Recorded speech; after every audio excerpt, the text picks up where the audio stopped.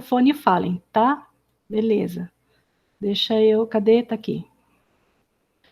F5. Ah, então, né? Se eu não pôr para projetar, não vai, né, gente? Boa tarde, Meli. Aqui, projetar.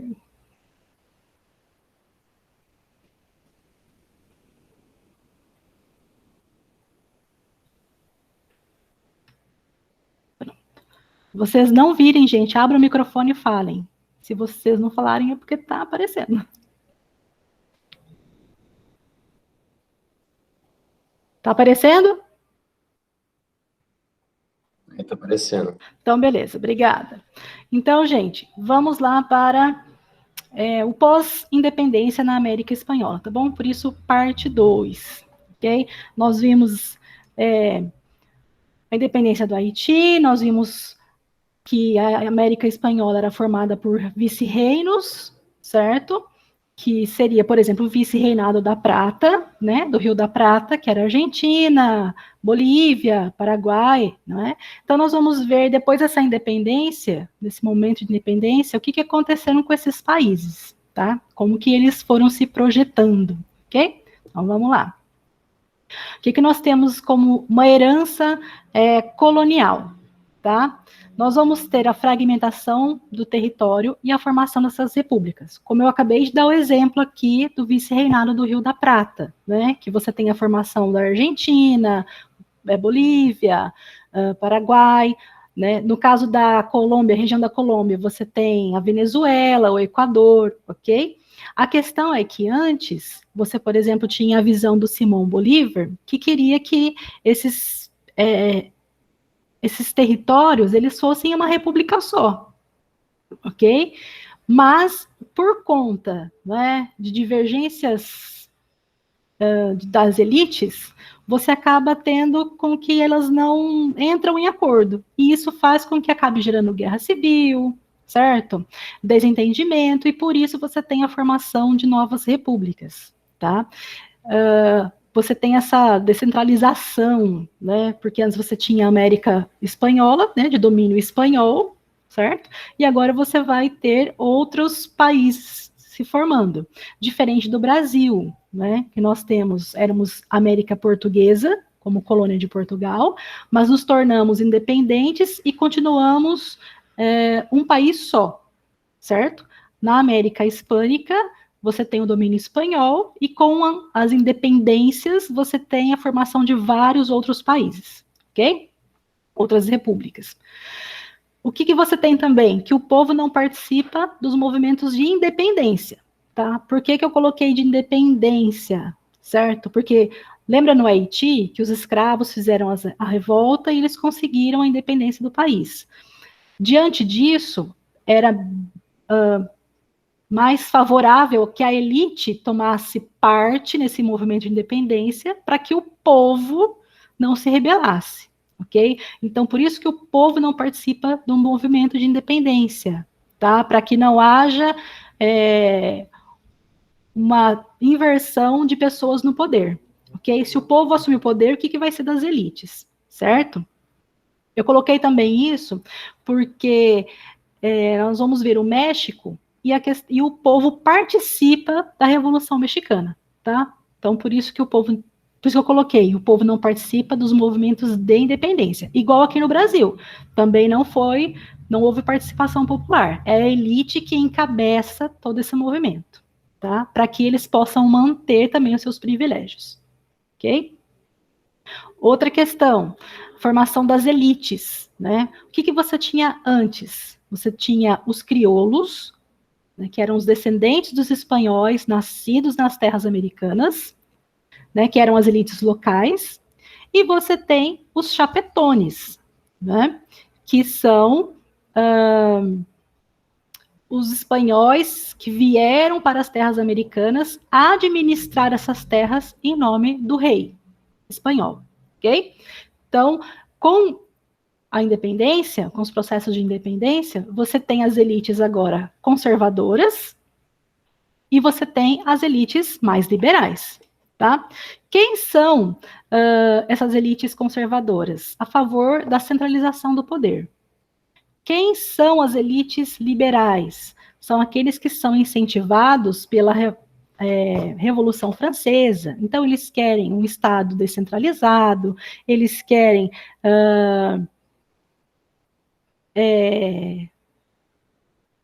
autonomia nas suas, no seu poder, né? Eles querem ter, se eles têm um Estado descentralizado, certo? Eles vão poder ter autonomia.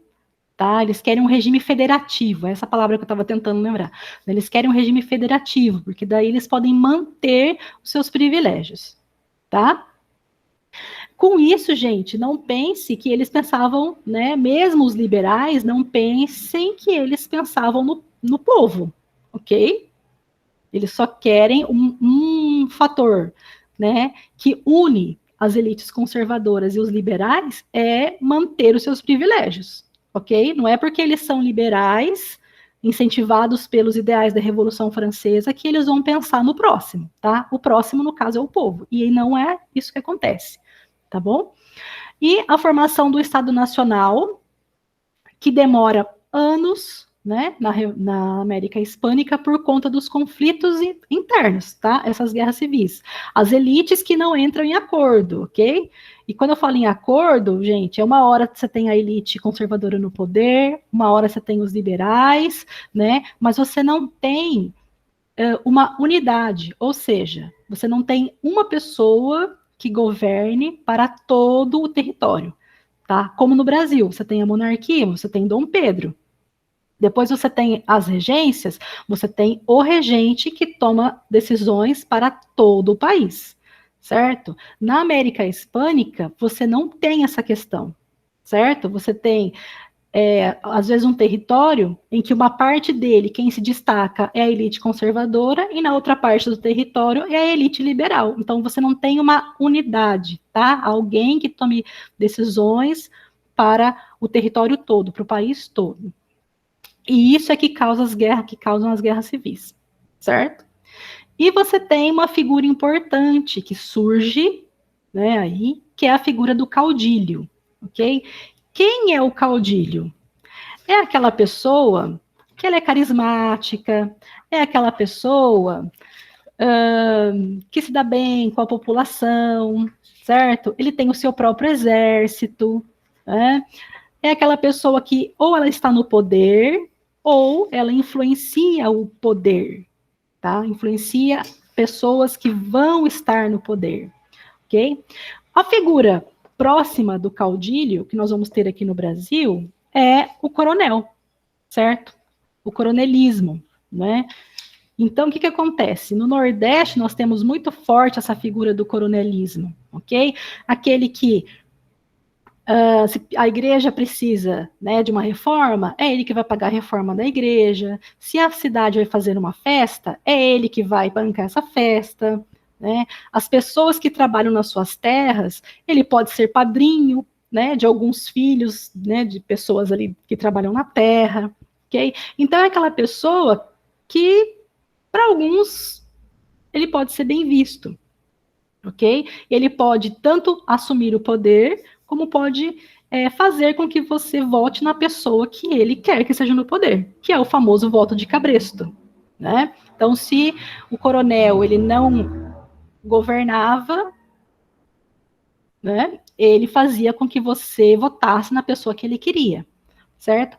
No caudilho não vai ser diferente, tá? O regime caudilista ele também vai ser assim, é aquela pessoa que, né, tem aí o seu forte apelo popular, é bem carismático, ok? Então, nós vamos ver essa figura muito presente em muitos países da América Hispânica, com exceção da Colômbia, tá? Mas os demais, essa figura do caudilho vai ser muito forte, ok? Então, vamos para a Colômbia, que, como eu coloquei aqui, ó, não houve, né, o caudilismo na Colômbia, porém, a Colômbia, ela sofre com outras situações, tá? Você não tem o caudilismo, mas você tem um país que briga, por exemplo, com o Equador, né? Venezuela, Colômbia, Equador, ok? Então, a divisa ali de fronteira, eles brigam por essa demarcação de território, né? Além de brigas locais, guerras civis, ok? Você tem essa questão de demarcação de território. Uma outra briga também que eles têm é pela manutenção da escravidão africana, certo? Então você não tem a figura ditatorial, né? E nem a figura do caudilho, mas você tem uma Colômbia que briga por outras questões, ok? E aí, o que nós temos? Né? Um lindo belo dia, né? Você tem aí o José Hilário Lopes, que assume o poder, ok? Ele era um liberal, que ficou aí de 49 até 1853. Os liberais, eles vão ficar no poder na Colômbia até mais ou menos 1885, tá? E durante o governo, né, desses liberais, o que acontece na Colômbia? Né? Você tem um incentivo à expansão econômica, né? Você tem o suprimento, né, supressão, acho que a palavra certa é essa, né, dos impostos, né, de produtos, né, que eram para ser comercializados, ok? Por exemplo, o tabaco, tá? Vocês têm não, também tem a abolição da escravidão em 1851, ok? Só que, a partir da década de 70, esses liberais começam a perder a força. Né? Eles começam a perder a força, gente, mas eles ainda ficam mais 15 anos no poder, né? Se dão até 1885, eles ainda ficam, né, um bom tempo ainda no poder. E aí, o que nós temos? Então, quem que vai assumir o poder? Né? Grupos que são ligados ao café, tá? Que são conservadores mesmo, ok? E uma figura, né, que vai se destacar é o Rafael Núñez, tá? Na época dos liberais, eles tiraram, tá, o poder da igreja. Então, tiraram terras da igreja, a igreja, ela tinha o monopólio da questão do ensino, eles tiraram isso, ok? Porque eles eram a favor de um ensino laico, tá? E quando os conservadores, né, eles assumem o poder, né, meados da década de 1880, as terras da igreja, elas são devolvidas, né, com o Rafael Núñez, ok?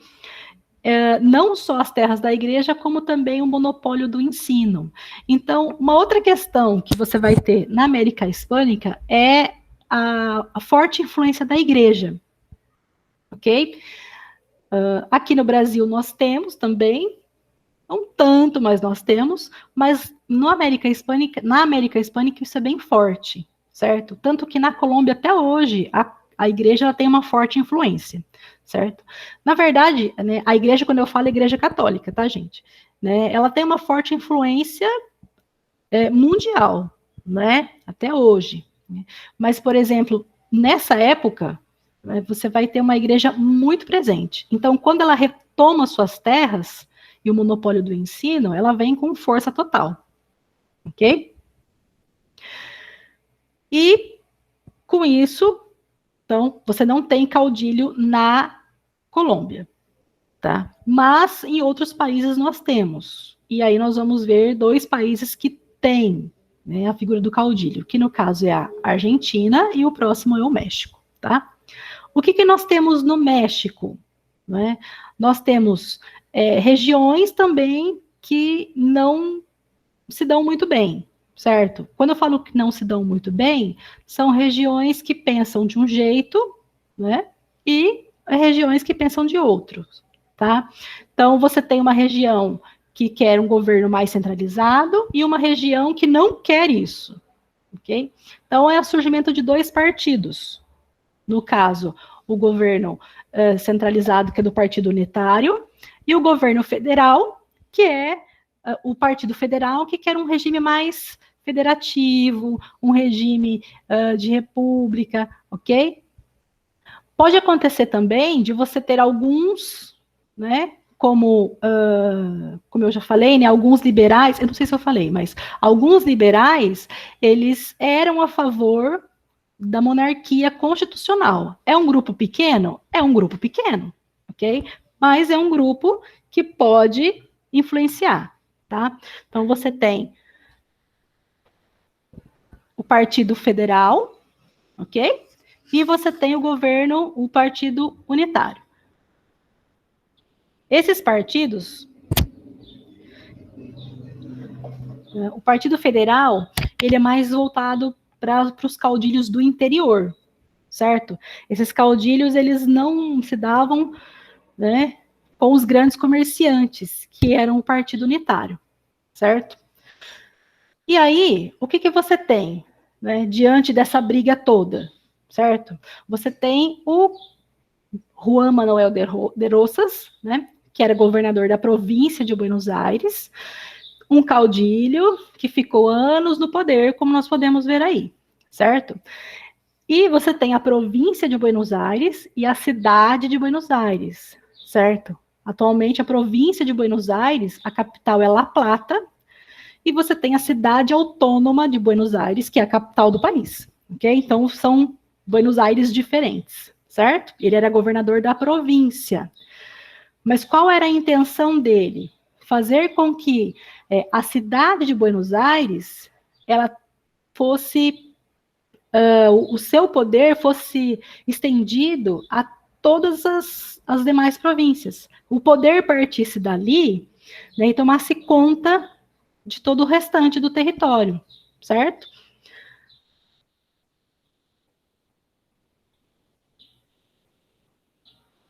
E para que isso acontecesse, gente, eu estava lendo a minha anotação, por isso que eu parei de falar. E para que isso acontecesse, né, ele vai fazer algumas alianças, né, com outras províncias do interior, certo? Porque nós sabemos muito bem que política é questão de alianças, certo? Se você quer se manter no poder, você tem que ter alianças políticas, ok? Então, não é muito diferente em outros lugares. E para que isso pudesse acontecer, então ele faz alianças, por exemplo, com províncias, né, do interior, províncias de Corrientes, né, e de Entre Rios, tá? Por que ele também vai se destacar? Porque o período que ele está no poder é um período que aqui no Brasil acontece a Revolta da Farroupilha, né, de 1835 a 1945, são 10 anos de Revolta da Farroupilha. E ele oferece auxílio financeiro, né, para os rio-grandenses para que eles consigam lutar na revolta, certo?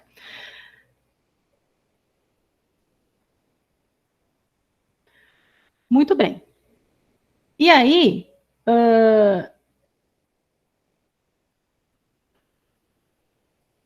estou lendo minha anotação, né? E diante, então, e aí? Diante de tantas, né, guerras, né, de tantos desencontros locais, né, por conta das elites, a Argentina ela só foi unificada, não é? O que vai prevalecer uma tendência ao federalismo só em 1862. Então, levou-se aí muitos anos, certo? Para que houvesse um único governo, né? Um único governo, assim, uma única pessoa para tomar conta de tudo, né? Para tomar as decisões para todo o país. Então, a figura do caudilho, ela foi bem forte, né? Aí na Argentina. Uma outra coisa que o Manuel de Rosas fez foi, por exemplo, extinguir os índios, né, na região dos Pampas, ali, certo? E ele começa, e quem conclui tudo isso é o general Roca, ou Roca, não sei como se pronuncia, tá?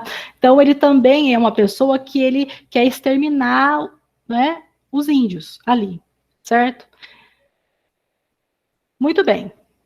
Da Argentina, nós vamos agora para o México. Né? E aí o México é que é bem, né, cobrado nos vestibulares.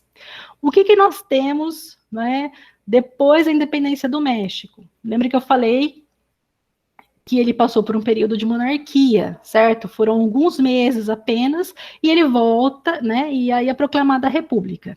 Ok? É dado um golpe, né, e você tem agora, né, um presidente, né, no poder. Então agora o México se torna uma república.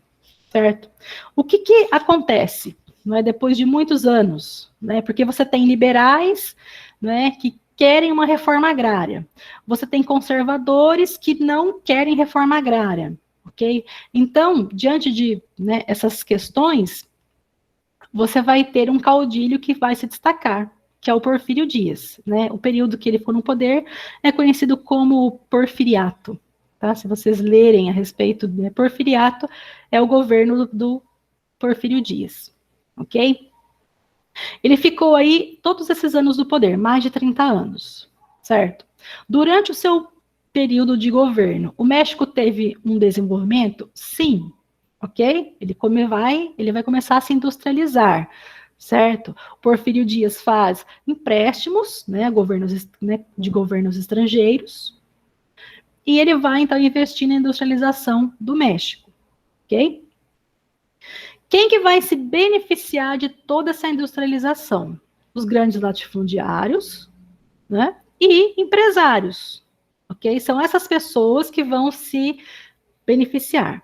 E os camponeses, os indígenas, que eram a maioria da população.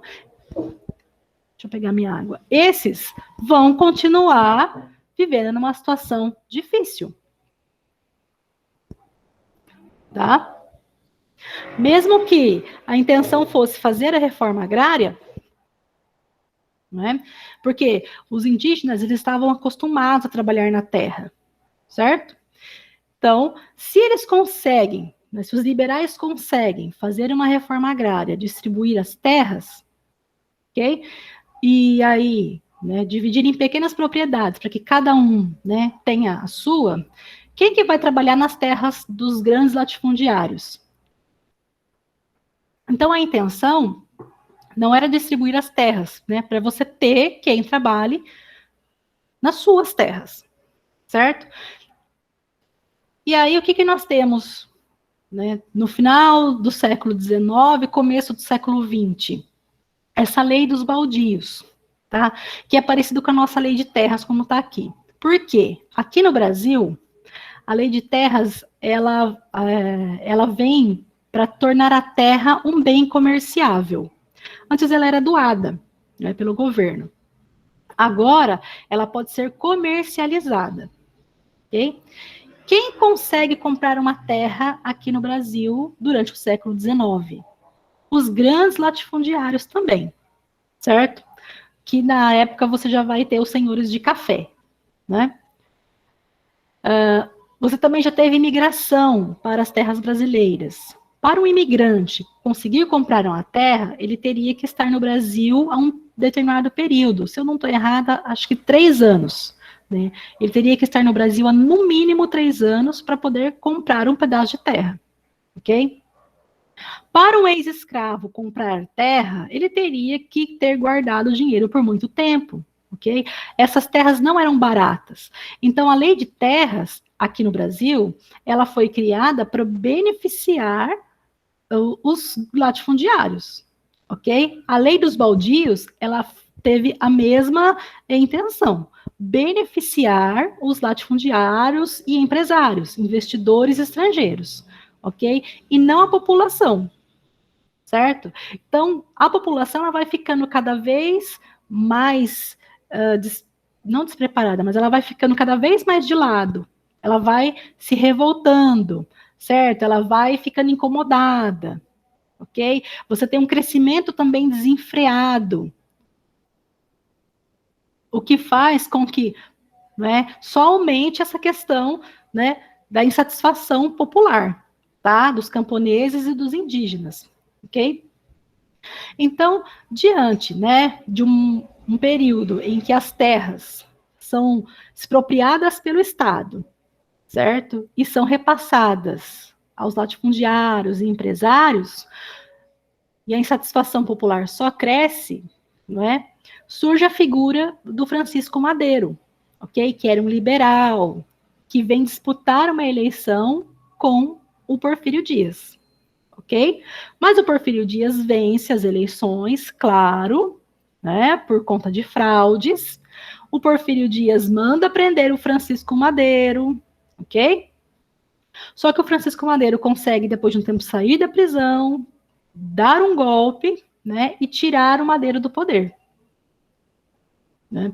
E ele vai conseguir assumir o poder porque ele vai vir, não com um discurso muito forte de reforma agrária, mas ele vai conseguir chamar o povo para uma mudança de poder, uma mudança de governo, certo? Ele não vai explorar muito essas questões sociais, né, no seu plano de governo, tá? Mas o pouco que ele explora, o pouco que ele fala, é o suficiente para trazer a população para o lado dele. É suficiente para chamar a atenção, né, do Emiliano Zapata e do Pancho Villa, certo? Que são líderes em suas regiões. Eles lutam para que as pessoas das suas regiões possam ter terras para plantar, certo? Então, o Zapata, ele é do centro-sul do México, uma região que tem uma concentração muito grande de pessoas de origem indígena, né, acostumada a trabalhar na terra, certo? E o Pancho Villa, ele já é da região norte do México, uma região mais industrializada, né, onde recebe mais investimentos na área de minas e petróleo, tá? Mas esses dois, eles eram contra o governo do Porfírio Dias, eles eram a favor de reforma agrária e eles lutavam por isso, certo? A briga, gente, a briga assim, né? Essa revolução mexicana, ela se deu por conta de terras, certo? A briga dela é por conta de terras, a questão de reforma agrária, né? De dar a terra ao povo, que já era do povo, certo? E que foi tomada deles. Então, a terra é tomada deles e eles, né, têm que trabalhar nas grandes fazendas. Então, a briga era devolver a terra a quem é dela de direito, certo? Esse era o lema do Emiliano Zapata, tá? A terra é de quem trabalha. Esse era o lema dele, ok? Então, o Madeiro, né, com o apoio do Zapata e do Pancho Villa, ele chega à presidência, ok? Só que na presidência, ele não faz a reforma agrária, tá? Isso também, gente, assim, o México, ele também está um pouco atrelado com os Estados Unidos. E qual é a intenção dos Estados Unidos? Também que essa reforma agrária não seja feita, ok? Porque são menos terras para os seus empresários, para investimento, tá? Então, a reforma agrária, na visão americana, também não era boa, né? Comercialmente falando, tá? Para os norte-americanos, para o governo norte-americano.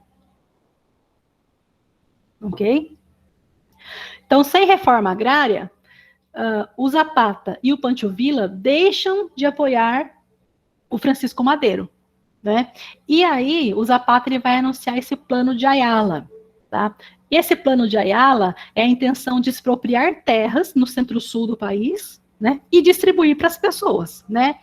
Para os camponeses e indígenas, tá? Esse plano de Ayala é isso.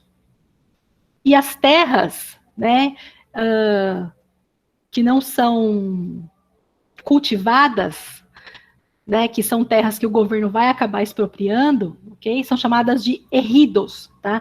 E-J-I-D-O-S, tá? Mas se fala ejidos, tá? São terras que não eram cultivadas, ok? E o governo toma conta delas, expropria, né? Passa a ter o poder para poder passar para outros. Por quê? Essas terras não cultivadas, elas poderiam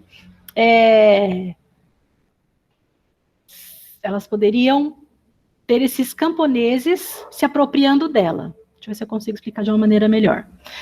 O camponês, você é camponês, né? E você não tem terra para você plantar, ok?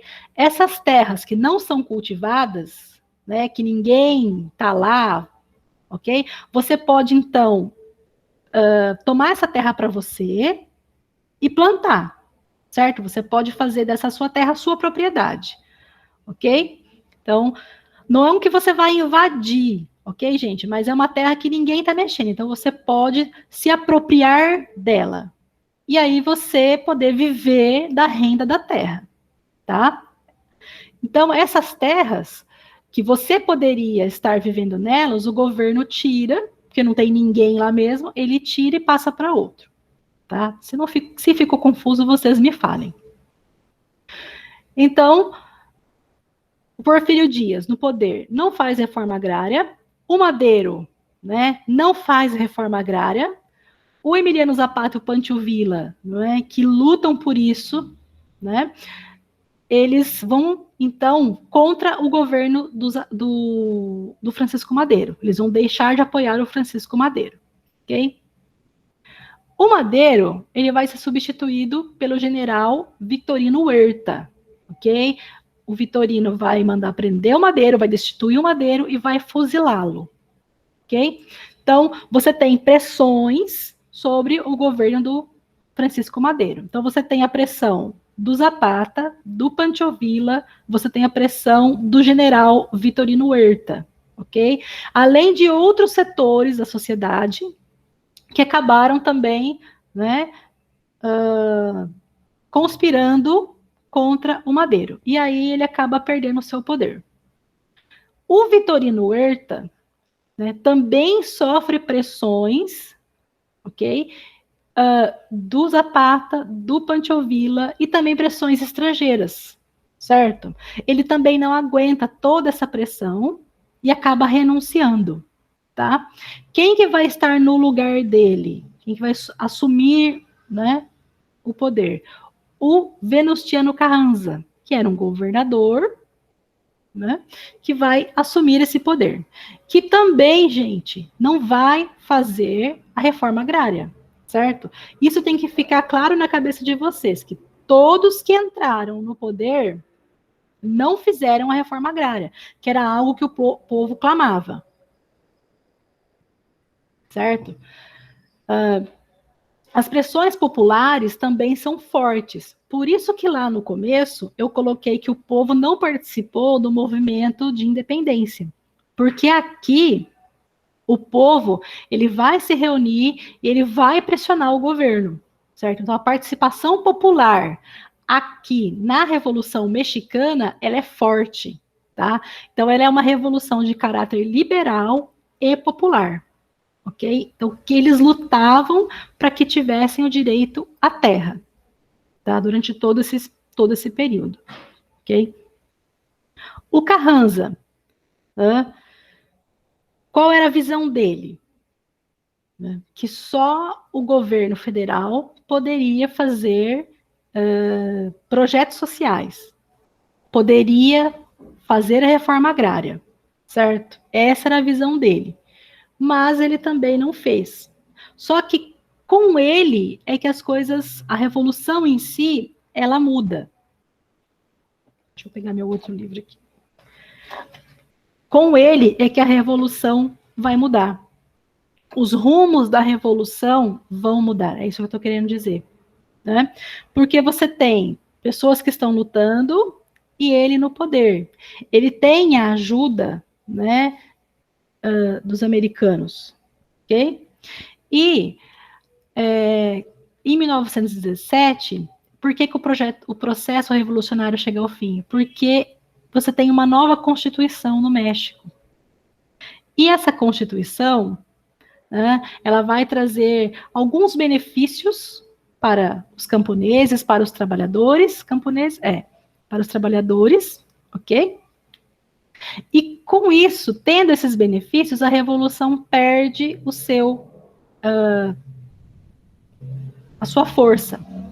Tá? Com essa Constituição, ela perde a força. Então, na Constituição de 17, todo esse processo vai chegar ao fim. De um certo modo, ele chega ao fim, ok? Por que de certo modo? Porque a Revolução Mexicana, né, ela acaba continuando, né, de outras maneiras, mas ela acaba continuando. A briga pela terra é até hoje. Né? Há uns anos atrás, houve um grupo de revolucionários, né, que tem essas mesmas ideias do Zapata, ok? E eles, né, lutam por questões de terra também, certo? É o EZL, eu não vou lembrar agora a sigla do partido, né, desse grupo, partido não, desse grupo, né? Mas em 1994 eles se reuniram para lutar por terras, ok? Para que haja a questão da terra. Então, isso continuou até hoje. Tá? Ela tem um caráter mais fraco do que era antes? Sim, mas ela continua a luta até hoje. Ok? Por que que esse processo vai chegar ao fim? O que que acontece? Quais são os benefícios, por exemplo, que você tem com a Constituição? Opa! Né? Você vai ter leis trabalhistas, por exemplo, a questão, né, de carga horária de trabalho. Né? São 8 horas por dia, é a Constituição de 17 que vai trazer isso, ok? Você tem a questão do salário mínimo, né? É a Constituição de 17 também que vai trazer isso, certo? Você tem a separação da igreja com o Estado, né? É a Constituição de 17 que traz isso, ok? E a reforma agrária, desde que seja para fins de expropriação de terra, desde que seja para fins de reforma agrária. Então, também é a Constituição de 17 que vai trazer isso aí. Né? Então, você tem uma Constituição que, aos poucos, ela dá, não é, o que o povo está pedindo, desculpa, gente, ela dá o que o povo está pedindo para que o povo pare de lutar, certo? E isso a gente vê em muitos processos de vários países, certo? É melhor você dar o que o povo quer, né, para não correr o risco dele se revoltar contra você, ok? Isso você vai ver em vários processos, tá? De vários países, ok? Em relação à Revolução Mexicana, qual é a consequência de tudo isso? Né? Não houve inserção social, ok? Como aconteceu aqui no Brasil, gente, tá? Se você for comparar, por exemplo, fim da escravidão, né? E essas pessoas que ficaram, né? Esses escravos que agora são livres, né? O que eles vão fazer da vida? Vamos pensar desse jeito, né? Eles não foram inseridos num contexto social. A Revolução Mexicana também não trouxe isso, tá? Essa inserção das pessoas, né, no mundo social, ok? Estrutura da sociedade.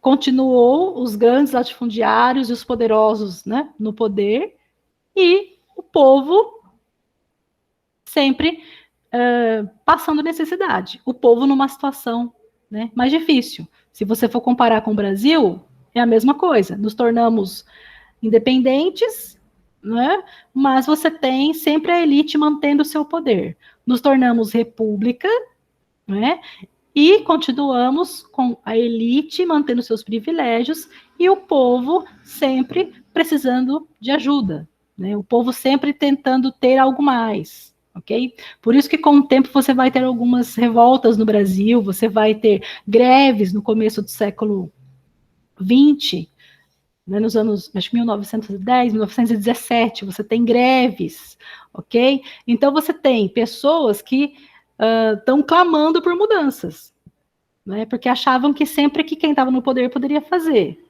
ok? E na Revolução Mexicana também não foi diferente, né? Você não teve essa mudança na sociedade, né? Como eu falei aqui, né? Expropriação de terras pelo Estado, ok?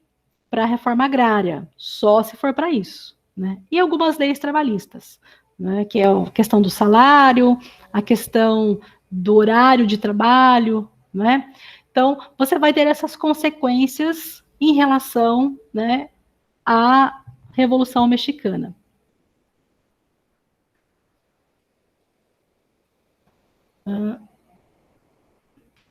Nossa. Deixa eu... Opa, é aqui. Deixa eu voltar aqui. E aí, eu pergunto para vocês, alguma dúvida?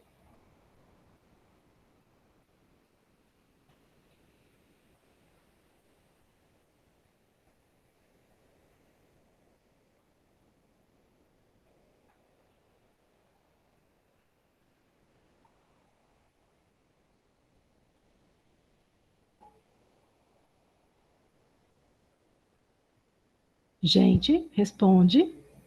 Manda no chat. Oi.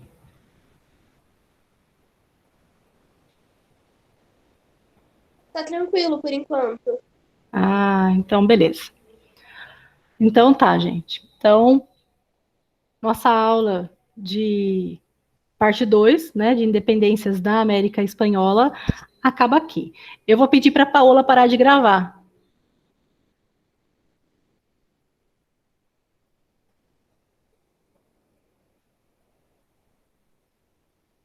Vou mandar um recado para ela aqui.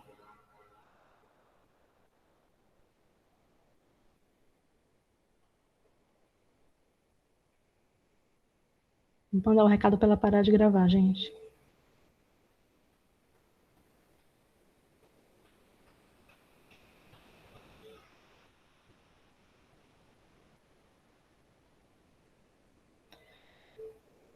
Que eu preciso dar um recado para vocês. E aí não precisa estar na gravação.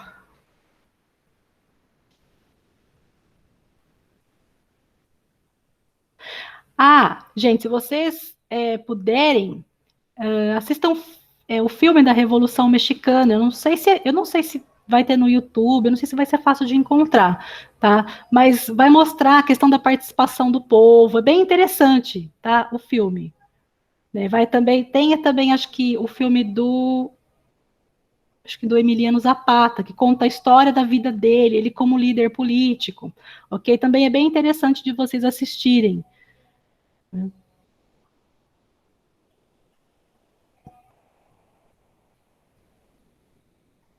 Paulo não viu o recado, gente.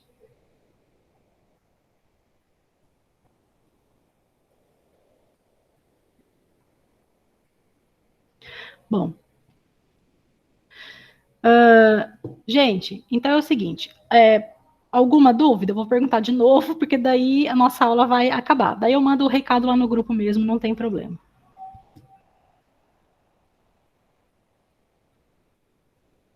Vocês querem fazer alguma pergunta? Alguma coisa que não ficou clara na aula? Tranquilo, Sabrina, beleza. De repente, alguma coisa que não ficou muito clara?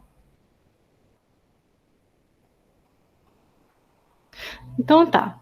Então, gente, eu já vou postar, né, esses slides lá no Drive, tá? Para vocês terem acesso aos slides.